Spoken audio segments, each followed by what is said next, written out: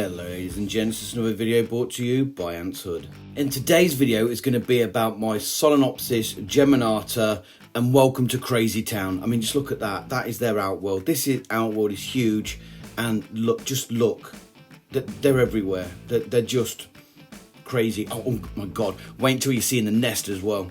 So I've been away all weekend, and the last time I checked my ant cave was on Friday morning, and when I came home today or Sunday evening, this is what I was greeted with. So I got greeted with this. There were ants running all over the place, Solenopsis ants running all over the place. Now I didn't film me picking most of them up because I just went into panic mode and started collecting them all up. But this is how I pretty much did it. I got a cotton bud or a Q-tip if you're American weirdos, and I individually picked them up and flicked them in like I was doing there. Now, this was time consuming, it took ages, and there were loads of them running all over the shop. But I managed to get them in. How they're getting out, I honestly couldn't tell you. I can't see any obvious easy paths where they're getting out. The barrier on the hole seemed to be holding up. So I just suspect that there is a weakness in the barrier somewhere and the odd ant can cross it. And over the course of the weekend, a couple of hundred managed to get out. I'm still, while editing this video, going around picking up the odd one that I still find running around. So yeah, that was a bit of a disaster. So currently this is our outworld. It is insanely busy. This is a massive outworld. It's like 40 centimeters by 30 centimeters in footprint. So it's a big outworld, and I cannot clean it out easily because, well, you can see for yourself, they're all over the place. Now, I can clearly see that they're hungry because they are attacking the barrier, as you can see here, trying to get out. So that's a good indication that they're looking for food. So I do pop in another cockroach, but I'll show you that in a bit. But check out the nest that they're currently in. As you can see, they're absolutely rammed. But let's take a look with a macro lens, because we all know I love a macro lens shot. So as you can see inside the nest, it is absolutely rammed to the gills with brood and ants. Now, this isn't completely full with brood, but the MS5 3.5, because this is the MS 5.5, is absolutely rammed full of brood as well. But as you can clearly see, they are doing fantastically well, and yeah, they're doing really well. What else can I say to it? You can look at the outworld and see how busy they are. Now, I desperately need a new nest, and I've got one, and I'll talk to you through that in a bit. But as you can see here, brood is everywhere. So yet again, I'm expecting another big population boom. Now, as you can see as I'm panning around, they're also underneath the gypsum as well, between the gypsum and the acrylic top cover of the nest. I'm not massively concerned about that because they can't get out of it yet. But they are going to be moving out of this nest, as I said. As you can see, there's a nice pile of brood there in the middle of this MS 5.5. Now, what you'll notice as well, this side of the nest, when we go to the side of the nest very shortly, has got piles of brood, as you can see here, but it's nowhere near as extensive as it was on the other side. Now, the reason for that is because on this side of the nest, they've got underneath the gypsum. So if I try and hydrate it, I'll drown all the ants that have mined underneath it. I don't want to risk that for a biscuit, so I only hydrate one side of the nest. And because these ants do like high humidity, they tend to put all their brood and chill out on the more humid side. But as you can see, there is space, but not a lot. This here is the 3.5, which is the smaller of the two, and you can see, yet again, like I said before, this is rammed full of brood. Now, there's older brood here, and more developed brood compared to what you see in the other nest, but it's still really full.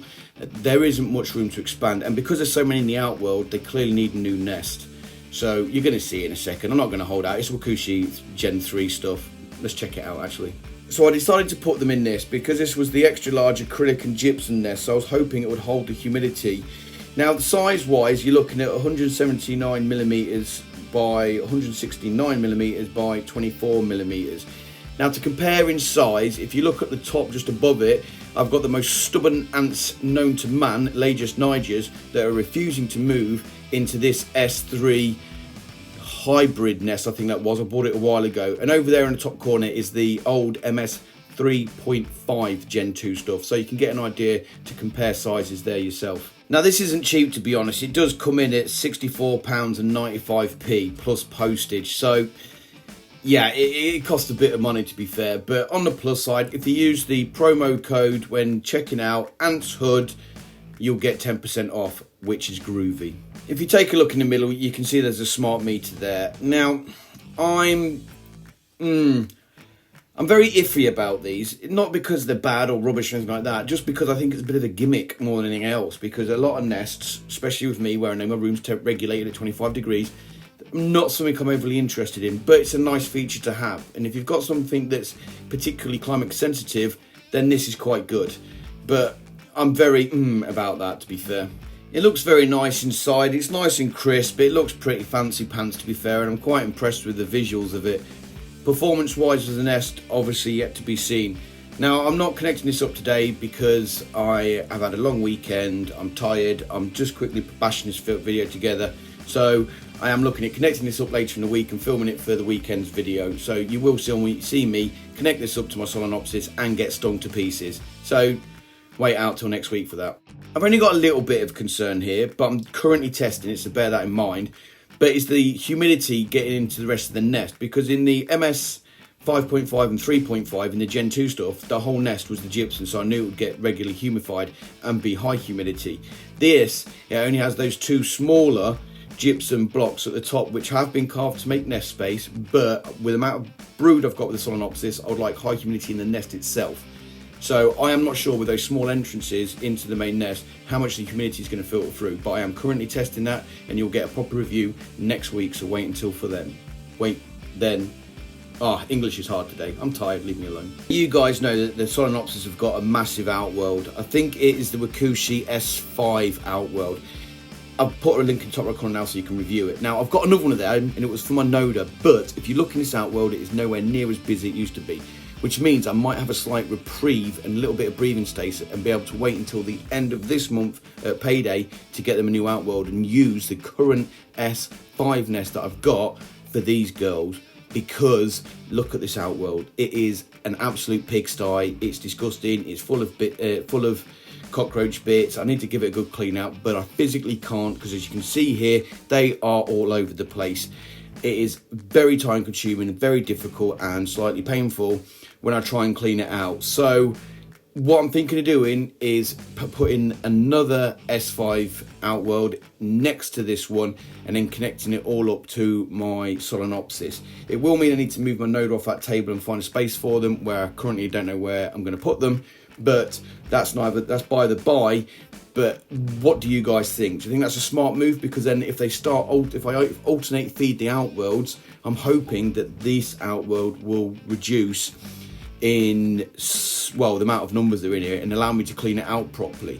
And also with a new nest, which hopefully is bigger, then they shouldn't be so busy in the outworld as well, because I think part of the reason why there's so many in the outworld is because of space and the lack of it in the nest. Because you remember back to the nest, it was full pretty much, and there wasn't a lot of surface area where the adults can go and chill out. Plenty of space for brood still, but not for adults. So hopefully by connecting this nest up as well, the new one, hopefully that will give them more space to expand into. So I stopped editing because my wife has cooked me Sunday dinner and I went off and ate that. And by the way, Sunday roast is got to be the best meal of the week. I love a good roast, especially a pork one, but it was chicken today. But anyway, I digress. So I've come back up to the ant cave to finish off editing this video, and there was Solenopsis running all over the table again. So clearly they're getting out somehow. I don't know how they're getting out. There isn't no obvious exit for them. There is no mass trail of ants coming out of any particular space. So I really don't know where they're getting out from.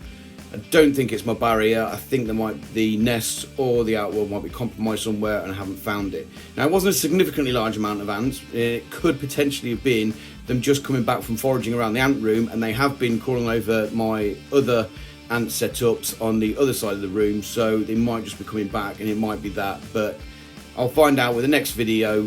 Hopefully I'll be taking it all apart and I'll be able to see if there's any obvious avenues of escape. These things are escape artists. They'll escape out of anything. They're just crazy. So that's it for today then, guys. As always, thanks for watching this video and thank you for supporting my channel. But also a super big massive thanks to my Patreons that support my channel. That's Adam W, Adrian, Antantics, Anty Matters, David D, Jason W, Kevin R, Paul A, Pavant, PJGrant and Wakooshi. Because if it wasn't for you guys, my channel wouldn't be what it is today.